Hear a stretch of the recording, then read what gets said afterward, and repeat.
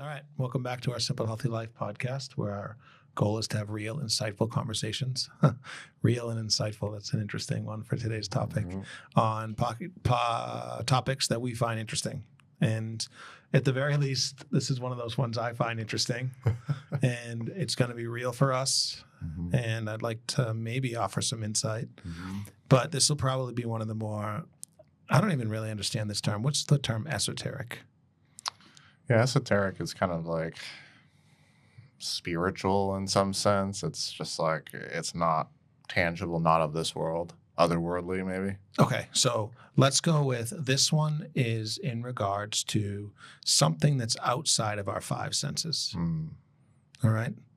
So most of the people that know me well know that I'm very interested in things that are outside of our five senses, whether it's any type of energy or perception, or in this case, I've been really hung up on something they call the Stargate program, which is essentially in 1972, the CIA, if you remember that this was during the Cold War, the CIA created a program that was designed to have people that had psychic ability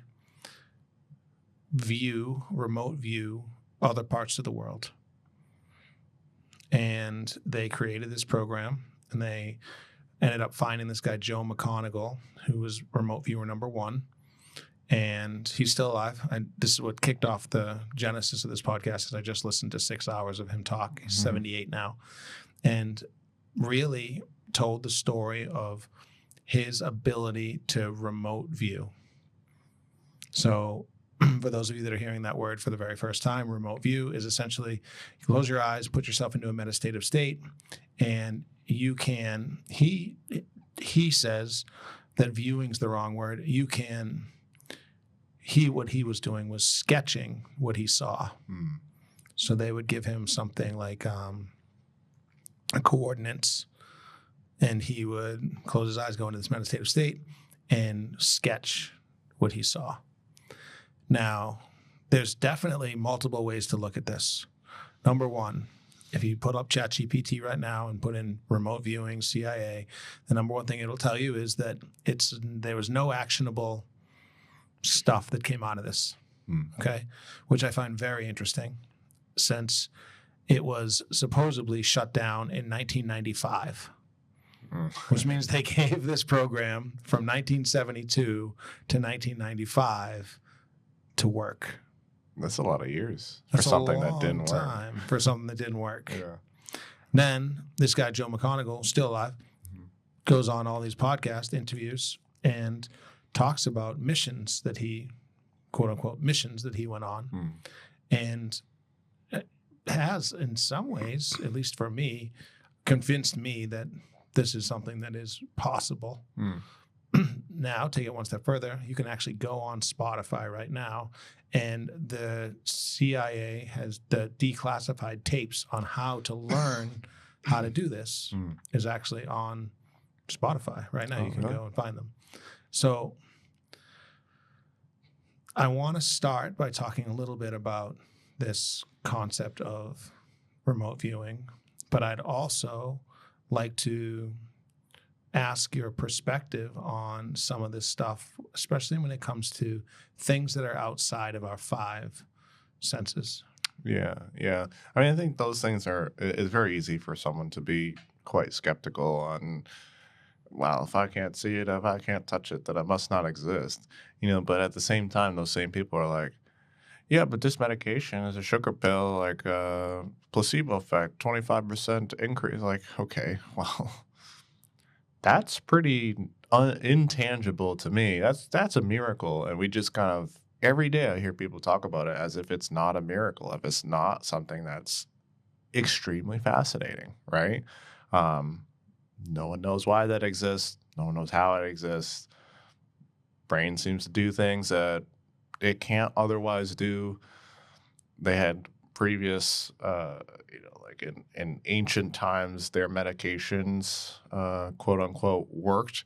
Yet it was like, okay, lay down on this table and then I'm going to take a chicken bone and dance around you and sing a song and you're cured. And, you know, not modern medicine, but there was some evidence that that stuff worked, right? And so, you know, you can be as skeptical as you want, but I think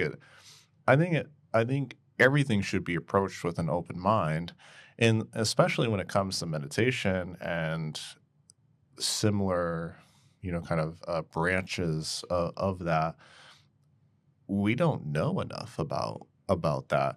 Actually, one of the cool things, if you go through like some of these like Buddhist kind of reflections or Hindu or yogic kind of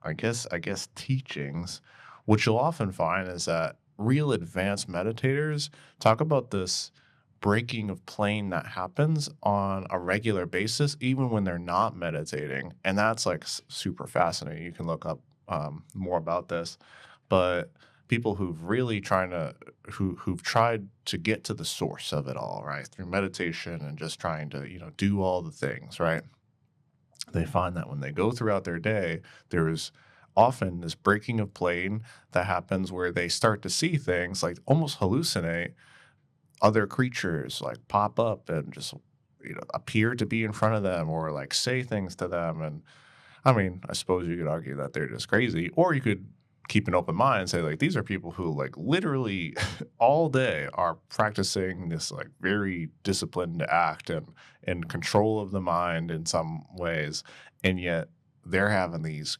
crazy reflections during the normal day. So yeah, I'm all for the esoteric. I think it's super cool. Yeah, it's funny you say that, because from listening to these podcasters, Joe Talk specifically, they asked him the question, like, can anybody do this? Right? Do you have to be psychic, quote unquote? He was like, no, anybody can do it. And they were like, he's like, so why don't they? He's like, well, essentially, for the beginning of this whole process, number one, there wasn't a book. They kind of wrote the book. So imagine what it must be like to have to write the book and learn how to do it. But he said it took him hundreds of hours of working through it and continuing to work through it. And it was actually really interesting the way he described, as you breathe a certain way, you can essentially get this energy to go through the body. And, you know, when we do our breath classes, when you can throw on YouTube or whatever, and they'll start to talk about the breath and bring the energy into the head, and right, as you progress through this, and he even says, like, most people will start to fidget and move, but push past that limitation and keep going. Eventually, you'll start to be able to do this type of stuff. And, you know, who am I to say no? Of course. Essentially, what I'm saying is, yeah, it does take a lot of work. It does take a lot of belief, right? I think there's got to be some element, of course, where you have to believe that you can do it.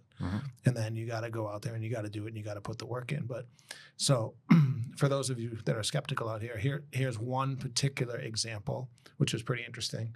One of the first things they asked this new organization that was set up by the U.S. military, don't forget, like funded and paid for, was to look at this area in Russia. And is this a submarine one? Yeah. You've heard about this. I have, yeah. And essentially he comes back with, okay, there's this submarine that is like, I think he said like 30 feet short of a football field and like 3 times as wide as any submarine that has ever been built. And they're building it at this location. And don't forget, you know, we were doing a lot of this with like kind of like satellite imagery, right? So you had to like, in order to verify that, they'd have to kind of go on the satellite. There wasn't camera phones and stuff like that back then. So they're like, okay, thank you, but you're wrong. There's nothing like that. There's like no structures that are on this bay big enough in order to house something like that. So whatever, good effort. So he actually went as far as to say they're going to launch it on this date, which I'm still very interested in. And we can get into kind of the time and that's something that fascinates me. And they said, okay, well, whatever. So they took pictures from the satellite a couple days before, a couple days before that, and then lo and behold, there's video pictures, and I guess there's no video, but pictures like sequential pictures of them digging a trench from like a half a mile back to this bay. Wow. And the Russians did that because there would be no reason for them to look a half a mile back at this massive building warehouse, right? So they actually built it and launched the first there's like a level, like M grade submarine that was as big as he said it was going to be. That was basically impossible. Nobody had ever even thought that this could be. But he saw it from his base in Stanford. That's crazy. How nuts is that? Yeah, that is pretty crazy. And yeah, like what is the how is that rejected or refuted? Is that refuted? Is that a refuted claim? Because I have heard that story as well. So he saw it and drew it. So that they have the drawing of it. Now, of course anybody could draw something post, right? But the claim is that it was drawn before they launched it. So the CIA, the U.S. military will, if you read one side, everything's refuted and it's all BS and none of it's real. But then you read the other side and it says that he produced 450 missions over his 23 years of service. Wow. So why do they keep going?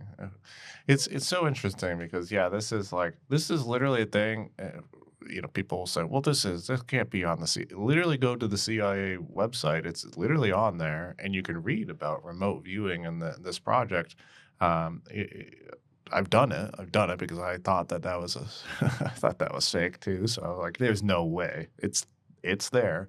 And then you can read through some of these things. And what's so interesting is that if it were completely refutable, which I think is the ultimate conclusion from them, right? Or like they allude to it. Well, why did it go on for so long? Why was there so many studies? I mean, can't you easily refute that? You have a couple of people who claim they can do something and then you say, all right, prove it. And then after like a week, you say, all right, we're good here. Yeah, you couldn't prove it. Okay. Yeah. So he talks about that and the interviewer was really, I thought did a really great job because he asked all the questions I would want to know. Like, okay, so you're saying that you could find missing children? He's like, yes. He's like, okay, well, did you? He's like, yes. He's like, so what did the parents say? And he was like, well, the parents, I have all of these things like that showed the parents were just grateful to get the kids back. Well, what did the government say? Well, now the government says none of it happened. So one of the coolest things he talked about was like they would bring in these generals, they would bring in these people from the Pentagon, and they would say, show us. We'd go into this technique, they would do it, he would show them, and he said about 50% would tell them that they were messing with the devil and they wanted to shut everything down. And then the other 50% would say that we're doing God's work and that we need to be doing it more. And he would say it was very interesting to him because he never found either of those things. He never found what he was doing to be in any way religious. He said it was specifically science. And the way he viewed it was specifically science. And the way they approached it was specifically science. And the way they taught it was specifically science. And so if that's all out there, like why are we saying it didn't exist? Right. Yeah. There's a number of obviously, well, maybe obvious, I don't know, books written on the subject, like almost like pseudoscience type of books, and they're kind of interesting. I'll have to look it up, but there's one book that I actually have that I haven't really finished, but it's by a guy who like didn't even pass kindergarten, but so he wasn't indoctrinated, if that's the word you want to call it. Like he didn't go through normal schooling, and he kind of comes to a lot of the conclusions from way back whenever this book is written, probably in around the same time, like 60s, 70s. He comes to a lot of the same conclusions that we now know to be true, but didn't know back then, such as like everything is sound and energy and wavelengths, and nothing, no, even thoughts can't necessarily be, don't dissipate. They just kind of like go off onto the ether. They're like energetic pattern just kind of goes. And he has all these sorts of thoughts, but he was big into this idea that you could remote view, and there are otherworldly things possible just by the science of it all. And so I think this stuff is interesting. I think it's very easy for people to say, well, it doesn't exist because I can't do it. But I mean, you also can't regularly hit half-court shots like Steph Curry either. You can't even dream of doing that. It's so funny you talk about this term pseudoscience, right? And it's like every generation of people has had pseudoscience. Mm-hmm. Right. So we're going through something right now. I'm not going through it, but we as a society are going through it with archaeologists. I don't know if, Graham Hancock and all the stuff you heard about this. Yeah. Right. They're challenging the dogma. They're saying that, like, okay, some people say that we've been around for 10,000 years, right? Other people are like, wow, really? Because we just found Göbekli Tepe that's been around for, dated for 75,000 years, right? The Sphinx is X amount of years old versus what we thought. Right. But the very first thing you do to refute somebody's new perspective is call it pseudoscience. Sure, yeah. And every generation has had that. I mean, before, like, I'll try to give it a better example, but like, I mean, you kind of hit on it, like the bones and the witch doctor, and like, that was, at one point, that was all that we had. And then we developed into this new understanding of X. And until that became mainstream, that was pseudoscience. And then we developed into this new understanding of pharmaceuticals, and that was pseudoscience. And now we just keep challenging the dogma and keep finding that these things are, in fact, real. Yeah. Well, science had been oriented around the results, right? What can you prove? What can you measure? And then anything that you couldn't measure was then fake or not real. But yet, it turns out that maybe there are things that you can't repeatedly measure that are still real, right? And I think that would make perfect sense. I mean, how many, even like Carl Jung's work, which just this phenomenal mind, and he makes these outrageous claims at the time, and they're still outrageous, like, wow, your dreams actually mean something, and wow, there's synchronicity, like the universe basically tries to tell you all of these things, and wow, there's universal consciousness.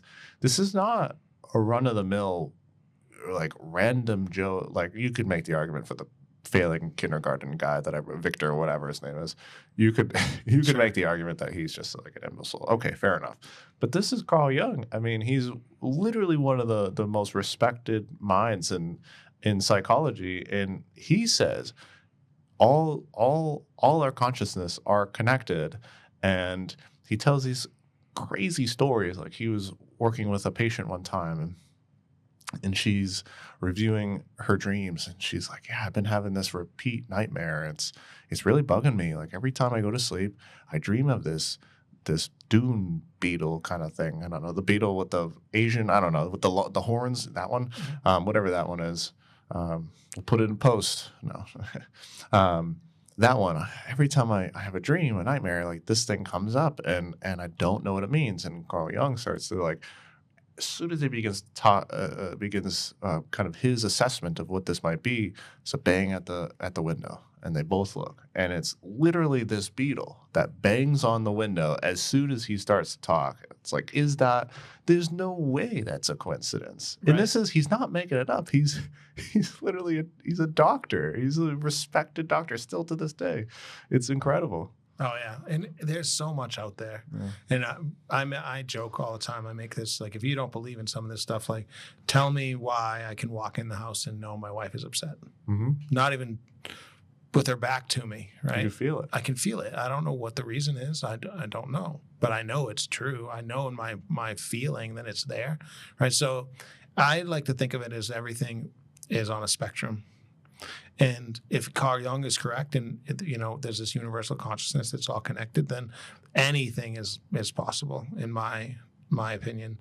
And when you listen to these people their word is out, right? Like, so if this had happened in 1970, and let's say that he had an unfortunate accident or he was older and he died, maybe we would say, oh, okay, cool. But this is a guy that's 78 years old that has lived through 23 years of service in the U.S. military, operating, doing this, and is literally just telling his story.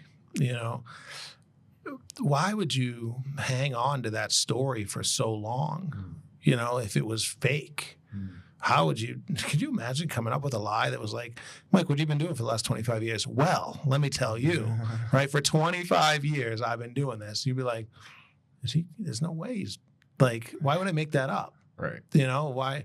Maybe like a small lie, but to make this part of your personality and like who you are and what you've done. So it's pretty amazing. And he does talk about that there's other people still doing it, which I think is also interesting. I know the interviewer was going to try to reach out and get more people on. They were doing that stuff.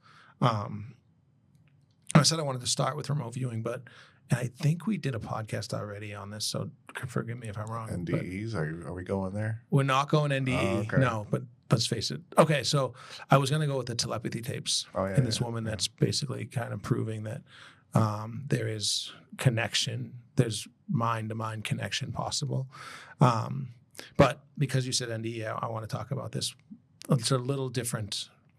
The same day that I was listening to this podcast, it was 6 hours, so I listened to a couple hours at a time. But what he says, Joe says, and they asked him about life after death, because there's something interesting about the way this operates with time. And they essentially talked to him about, like, now that you've had this experience, are you afraid of death? And he was like, no, I'm not. I don't.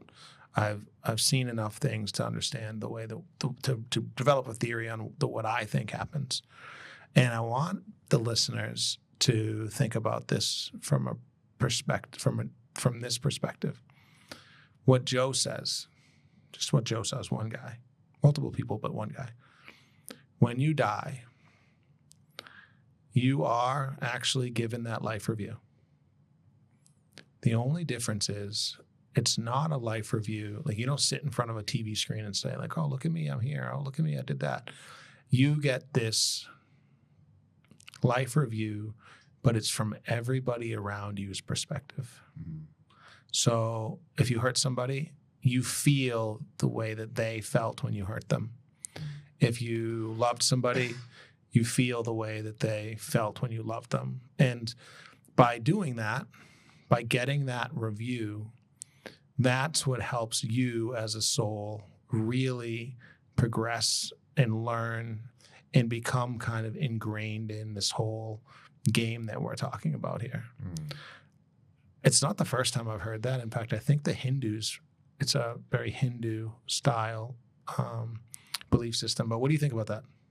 Yeah, it just makes you think, right? Then you think in some ways, I'm sure that, like, oh, I'm doing good, and you play some mental gymnastics over certain situations, and then you're like, well, dang, if I really place myself into this person's shoes and try to, like, see it from their perspective, maybe if I were being the ultimate judge here, maybe I wasn't in the right, and that's an interesting thought. It's also kind of interesting because you're like, I know that I know where I come from in a lot of ways, like, especially like my day-to-day, I think about, like, a lot of the people I talk to, like, I legitimately care, like, I really do, and I want the best for them. And so that's, like, kind of cool to be like, well, hopefully that means something. Hopefully some of the other sketchy things, hopefully that's not too bad. Hopefully that doesn't add up. Yeah, I think for me it would just be this, like, feeling of, like, ugh, like that, oh my God, I know I did that wrong. And oh, that's how they felt about it. Like, man, that was really a tough thing for me. But I thought it was an interesting thing. As most people know about me, I believe that the soul is infinite, so we're not tied to this one go around, which I think is, use the best term, mental gymnastics, right? That can give you leave to do the wrong thing, or it can really help you try to do the right thing as often as you can. Yeah. But one thing that I'm 100% certain of is that we have these five senses that are mainstream, but there's extra stuff out there, right? Like, we know there's light you can't see. We know there's sound you can't hear. So why is it only those two senses that don't work up to 100%? And those are like the conscious senses too, right? Those the five are the ones that we could like say, okay, I observe this one, but they know that people unconsciously observe all sorts of phenomenon. You know, like the fact that they've done studies where they know that people can sense other people's fear or anxiety, even if it's not like the pheromones of it in some way, they act accordingly. You know, when someone is much more confident, they act accordingly, they respond accordingly. And, you know, someone could say, well, it's body language, it's this, it's tact, and it's all those things, but that doesn't happen on a conscious level. And so what is that? Or how about the one you talk about sometimes with it? They did the study with the 2 decks of cards and one of them was rigged, and just using them. Oh, yeah. Eventually, most people were like, I don't know why, but I don't like that one. Yeah, the Iowa gambling test, where they intuitively, you know, people with a normal functioning brain could intuitively assert that, okay, these decks of cards are rigged. I'm not going to pick from them. I don't know why, but it just feels that way. I don't know why. It just feels it. And what Joe was talking about when he says remote viewing, it's not like looking down. He wasn't looking down and saying this thing, but he got through his senses, through this extra sense or whatever, he could get it well enough to actually draw what he was quote unquote viewing. And I see it over and over again in my world, because let's face it, now we live in a world where if you're interested in something, it's going to keep being thrown at you. You know, that there's just more out there. There's more to it. And we've talked about my past life regression interaction, right? Recently, I had someone read my tarot cards, which I thought was pretty interesting, just because I thought that was fun. And again, if you've never done anything like this, like, let's face it, there's going to be charlatans everywhere. Right, there just is, and they're in every walk of life. You're always going to run into, you know, any type of. I mean, use jujitsu, right? Like, I can't tell you how many times I've ran into someone that's like, "Oh, do they make you pay to get your belt?" You know, like, it's just like people that are just not real, right? They're not out for the best. They're not real, right? And that's going to happen. And in these esoteric areas, then sure, they're out there. But the fact is that, I'll say it this way, and it's not a quote it's not my quote, it's something else, but witches called it spelling, religious calls it prayer, the medical system calls it the placebo effect, right? Like, everybody's has a name for it, but no one's saying it doesn't exist. Right. There's a known otherworldly thing. We call it otherworldly because it doesn't appear to us, I suppose, but there is something that happens. And I think there are plenty of people who totally negate that, but I think that it's a little naive to assume that, like, oh yeah, we know everything. We know everything. It's, you know, literally, I don't know, 80 years ago, we had almost no medical information, right? Like, go look at the 1900s, early 1900s. They didn't even know what a heart attack was. You know, we talked about that on the Fat podcast. That's only 100 years ago. It's not that long, right? There were all these women that were dying after childbirth, because the doctors didn't know to wash their hands. Yeah, when was this? That was like probably around the same time. Yeah. It wasn't that long ago. So what do you think will be? So my last question. 30 years from now, 50 years from now, what do you think the people 50 years from now will be looking back and saying, really, they didn't know that? Well, certainly, I think we'll have an answer to mental health. And I think it's going to be quite obvious. It's going to be stuff that like people probably somewhat know. Intuitively? Yeah. Like you kind of like, how about not a constant bombardment of short form TikTok content? Like, it's so funny you went there. I asked this question to somebody recently, and they looked at me and they go, I was like, what's the one thing that you think in 30 years they'll look back and be like, what the heck? Yeah. He goes, they let their kids use it? Yeah, it's obviously terrible. It's like, it obviously is. And everyone knows it. Everyone, you're kind of engaged because you're like addicted to it in some way, but everyone knows that. That's something. The other thing is that in 50 years, we we can't even comprehend the things that are going to be unlocked by super intelligence, right? Things that go beyond even a collective conscious input, like all of our minds put together times an infinite amount of processing power. What comes out there? Here's the irony, just based on the topic we're having. You know what they call it when our current AI messes up? What? A hallucination. Oh yeah. Think about that for a second. When the infinite intelligence that we're building makes a mistake, quote unquote, quote unquote, they call it a hallucination. Right. And here we are talking about this guy that essentially hallucinated for 23 years under the military, on the military dime, for 450 missions. Right.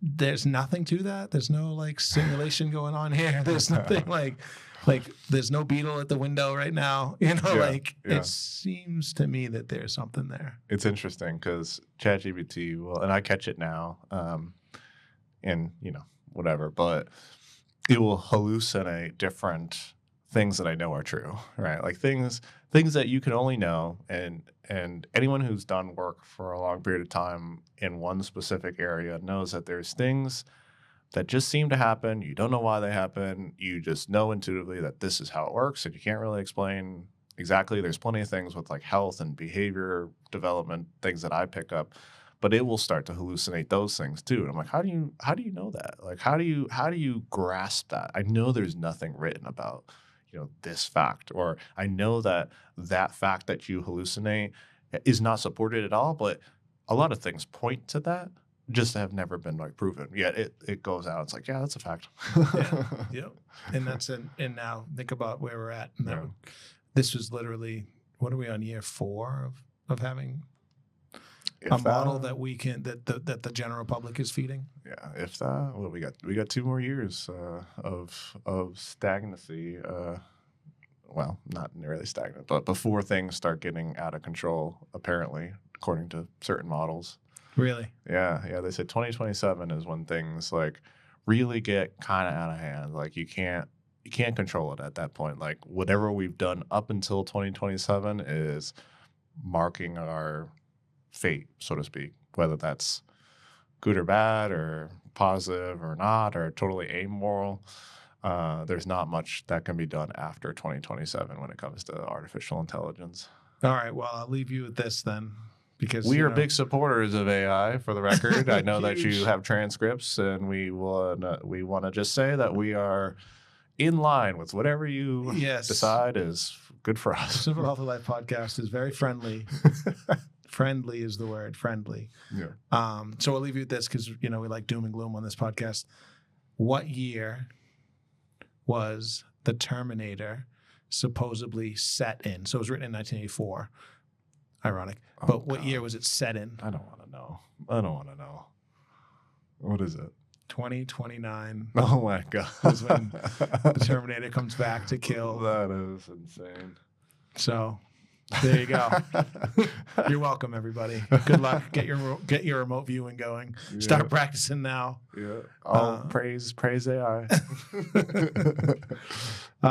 Yeah. Well, hopefully that was hopefully we had a little fun with that one. So thank you guys for listening. We will be happy to talk more about these type of interesting topics. And if you have any suggestions, shoot us a note. Thanks.